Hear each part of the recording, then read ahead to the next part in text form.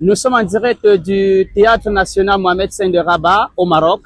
Le lieu est choisi par la CAF pour la cérémonie de tirage au sort de la Coupe d'Afrique des Nations. Et nous avons le plaisir d'être avec un Camerounais qui se trouve ici au Maroc pour des études en matière de recherche.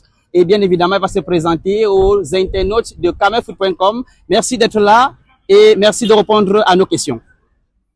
Oui, Jean-Michel Mboumois, consultant et chercheur en droit du sport au laboratoire d'histoire et de relations internationales. Alors, il faut dire que c'est le grand jour, une cérémonie de tirage au sort. Quelle importance accordez-vous à cette cérémonie et comment trouvez-vous déjà la mobilisation en ce qui concerne l'organisation de cette cérémonie? Côté mobilisation, nous voyons déjà que les autorités marocaines ont mis de gros moyens, tant sur le plan sécuritaire que sur le plan de la sensibilisation et de la mobilisation. Et parlant justement de cette cérémonie de tirage au sort, il s'agit quand même de 24 nations. Alors pour vous, cette CAN aura une particularité, la CAN au Maroc?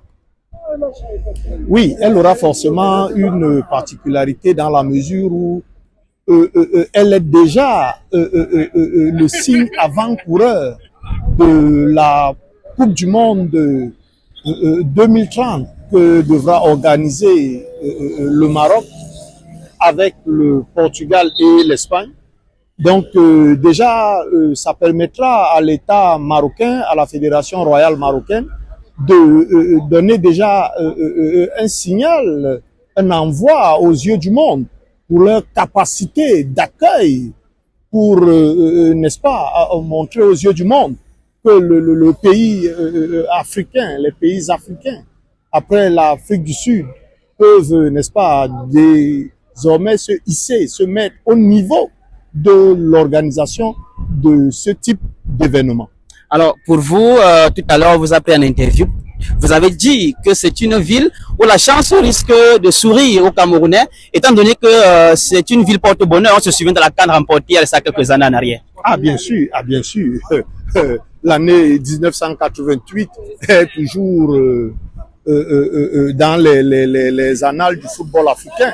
Vous savez qu'au départ, c'est la Zambie qui devait abriter cette compétition. Et le royaume chérifien avait déjà fait preuve de sa capacité à organiser l'événement. Et maintenant, pour les Lions indomptables du Cameroun, dites-vous toujours bien, une CAN sans le Cameroun, c'est comme une Coupe du Monde sans le Brésil. Et dites-vous bien que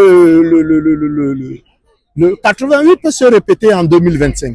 Le Cameroun reste et demeure un grand favori. Alors, parlant justement également des équipes à suivre de près, au-delà du Cameroun, vous voyez encore certains pays à suivre également pendant cette CAN?